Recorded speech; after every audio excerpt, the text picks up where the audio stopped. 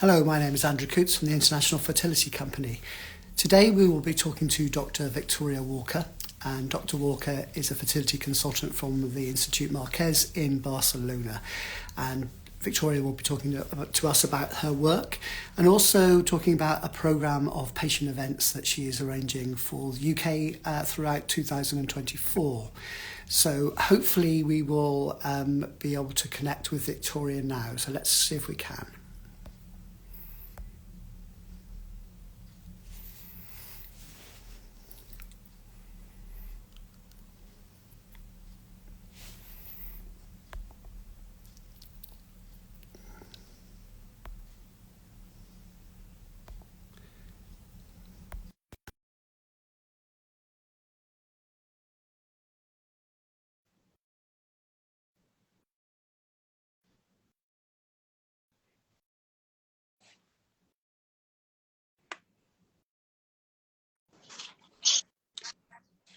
Hi, Victoria. Hello.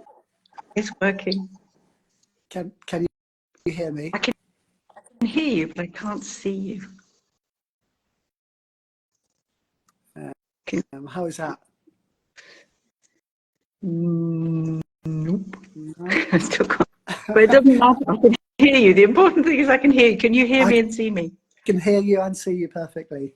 Okay. Well, as long as everybody can. We can hear you anyway. That's the most important thing.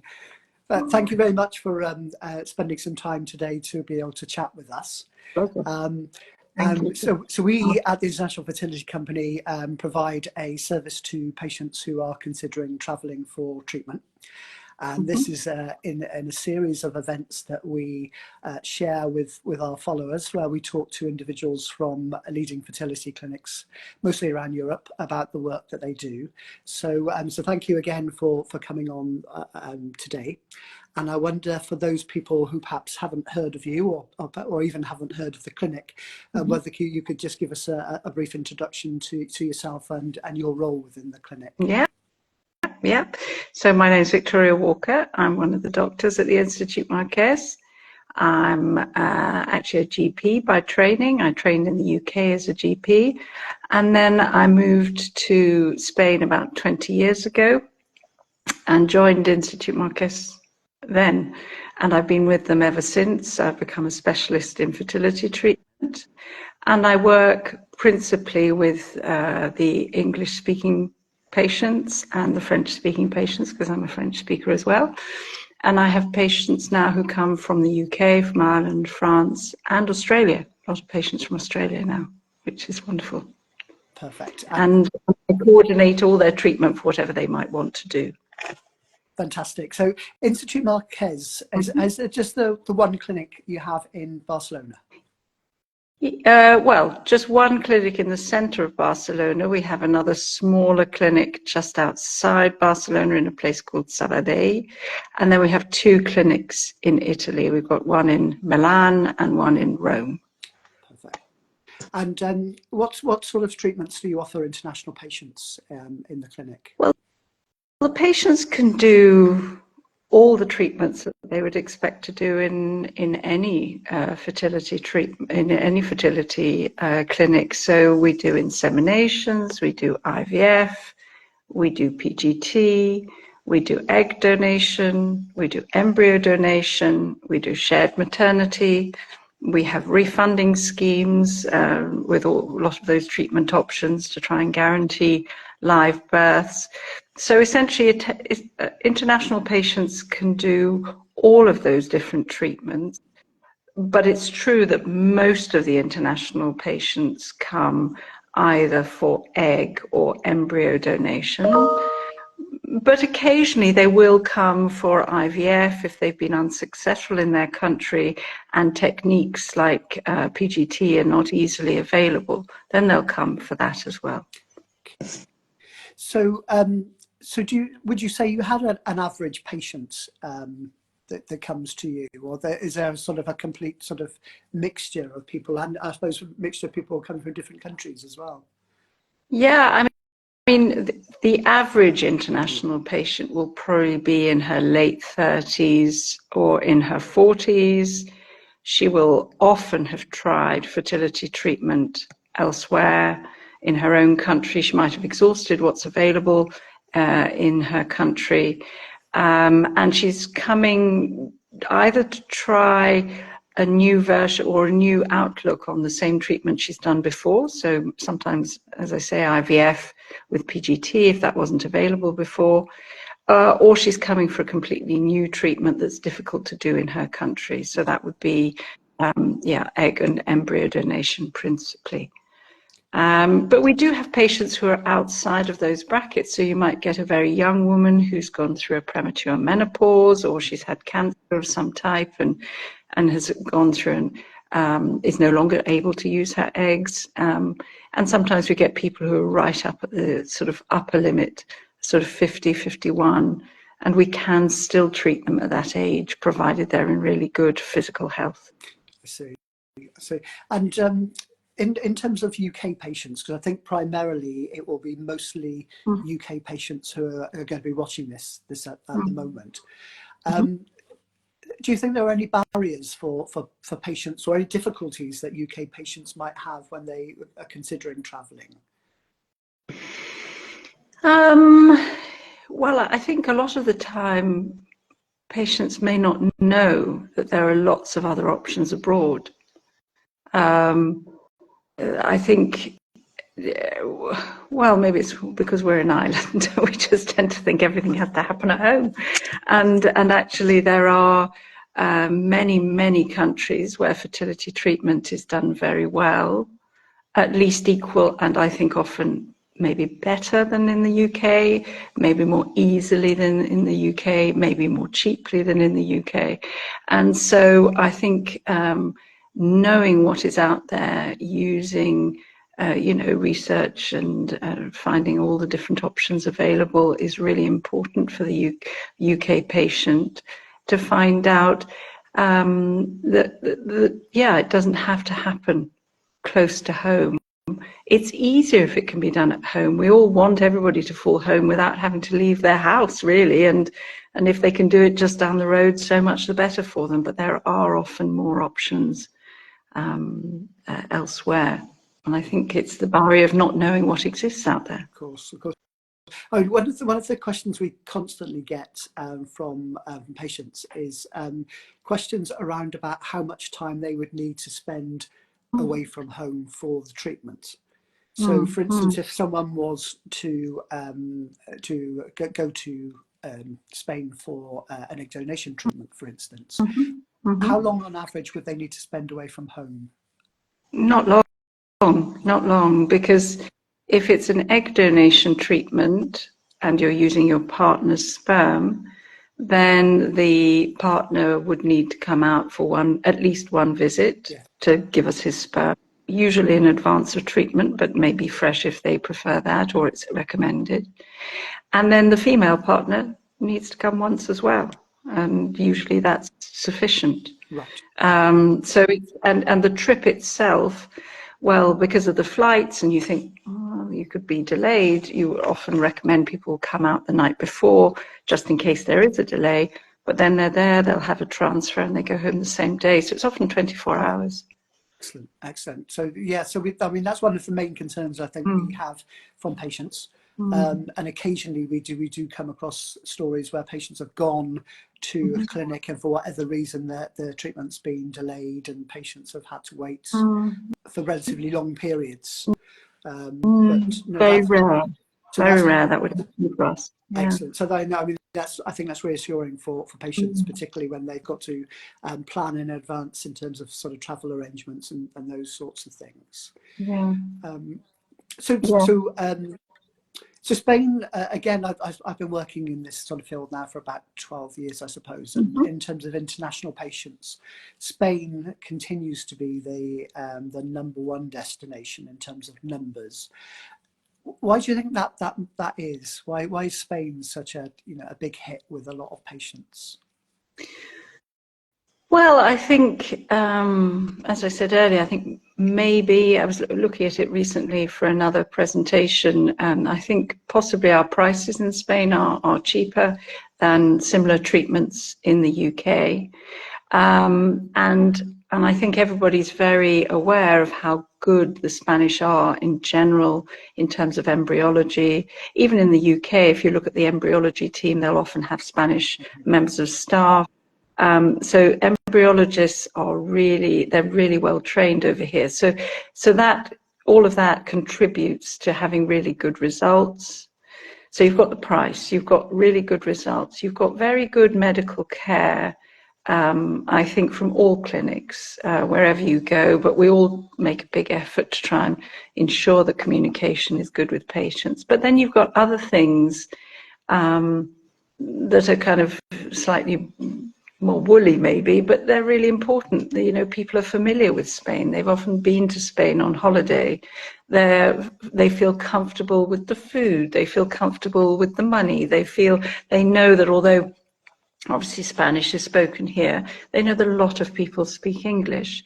You can fly to Spain from many parts of the UK. You don't have to travel down to London necessarily. So there's that flexibility too. The time zone helps. It's, you know, just an hour's difference.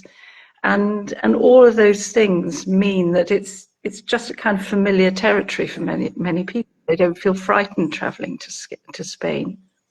Of course, yeah. And I think there's a lot of points there that I think would mean a lot of people are concerned, I think, with a lot of those points that you mentioned, and I think that would be reassuring for a lot of people. And one of the other questions just on the treatment side, again, that we are asked is around the availability of donors. So I think the majority of people who are probably watching this are aware of the differences between anonymous and non-anonymous donors that are offered in various countries, particularly in comparison to the UK. But in terms of availability of donors, I mean, has your clinic got a dedicated bank, for instance, or do you use an external bank, egg bank or sperm bank? It's all we have all our own donors. And we have. I mean, the women in Spain are very generous. They give their eggs, and we have usually between 10 and 15 donors starting a stimulation every week. So we don't feel we need to get at the moment more donors in.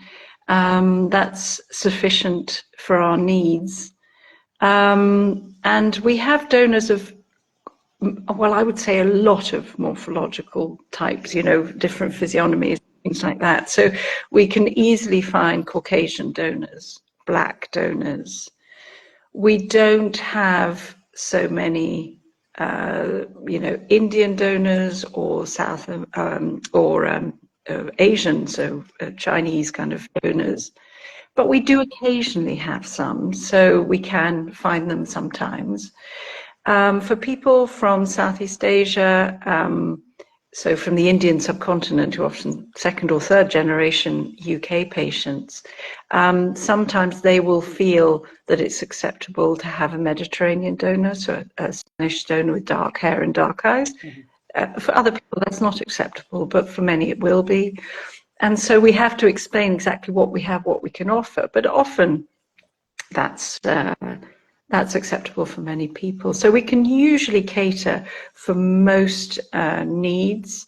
And if we can't, then we say we can't. And then we work out if there's something else we could offer that might be acceptable to the couple. But it's a conversation. We usually can accommodate most people's needs. Right, excellent.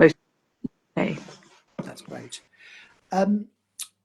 So I think we've sort of covered all of the main reasons, I think, why people would consider travelling. I think since COVID, there's obviously been a lot more online work that clinics are doing with patients. And that's obviously for lots of sort of practical reasons. And I think patients themselves have benefited from that because they, in terms of access now, they've got greater access, I think, to health professionals like yourself than perhaps they ever did before COVID. But I understand now that you are, who've planned a programme of live face-to-face patient events in the UK for the rest of the year.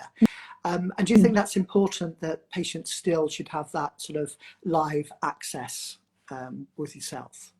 Well, I think everybody's different. I mean, there are some people who are very, very happy to sit on their sofa or at their desk or even in their car and consult with people all over the world, and that's fine. But I think there are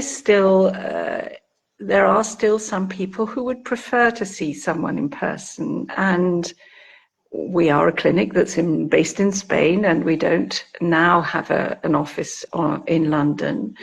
And so my thought was that if we could offer the option of seeing someone a bit closer to home, it would just maybe help people to investigate that option of traveling abroad a bit more easily. So I will be in London. I'm planning to consult every couple of months with your help, sort of in central London. But we're aiming to go to the other capitals of the Union, so hopefully Cardiff and Belfast and Edinburgh. But if anybody, if there are people elsewhere in the UK who would like to, we could try and organise to see them, that would be brilliant. I mean, I'm very happy to travel to see people and organise events, Glasgow, Aberdeen, the Isle of Wight, wherever there might be people, Chester, I don't mind, really doesn't matter. I'd be very happy to see people in person if they think it would be valuable to see me and gain confidence in the idea that treatment can be done abroad. It's not so scary, it can be done, and it might be beneficial to them to consider that option. Yeah. I totally agree. I think having the option of meeting face to face is certainly an option that a lot of people still want. And when you're spending an awful lot of money and you've a lot of sort of time in trying to decide on where is the best place for you to travel for treatment, sometimes it's that sort of feeling that you get when you either visit a clinic or you meet someone face to face, live, as it were. And that's the moment where you make a decision. So I think giving patients the option of doing something online, but also on a face-to-face basis, is very important. And I think in terms of your program, Victoria, in terms of the dates and the locations, what we can do for people anyone who's interested in attending one of the sessions, we can obviously send those dates out to people in advance. So they can pre-book slots with you, and I'm assuming then those events will be just a day long, and patients will just book in a time-limited slot. Is that right? Exactly. So I usually sort of book on the hour and try to do a consultation for 3/4 of an hour. And then I've got sort of 15 minutes to write up notes and things like that, so I can keep to time. And that's what I would be offering online as well here. And those visits are free. And people will, I hope, sign up and want to try and join in and find out more. And then I usually follow up with an email. I send the consent forms for the treatment that we've discussed, a bit more information, and then my colleagues follow on with sending them the cost of the treatment and whatever else they might want to know. And then we can do more visits online further down the line if they want, and there's communication via email as well. But if the initial contact is in person, I hope that will make things easier for people. Excellent. And is there a charge for people who want to book that initial consultation with you? No. It's all free. It's all free, and that first consultation, we just see how it goes and see whether they want to follow through with treatment. Excellent. So again, for anyone who is watching this today, we will at the International Fertility Company and Institute Marquès will be posting some dates for the various meetings that are going to be held around the UK this summer. And obviously, if anyone has got any specific questions they would like me to share with Dr. Walker, if you could email Andrew at the IFC.world, I will make sure that those questions get to Victoria, and hopefully she will respond, and you can meet her at some point in 2024. So thank you very much for joining today. Pleasure. And I look forward to hosting some events with you this year. Fantastic. Thank you very much, Andrew. Enjoy the rest of your. Thank you to everyone. Bye. Bye-bye. Bye-bye.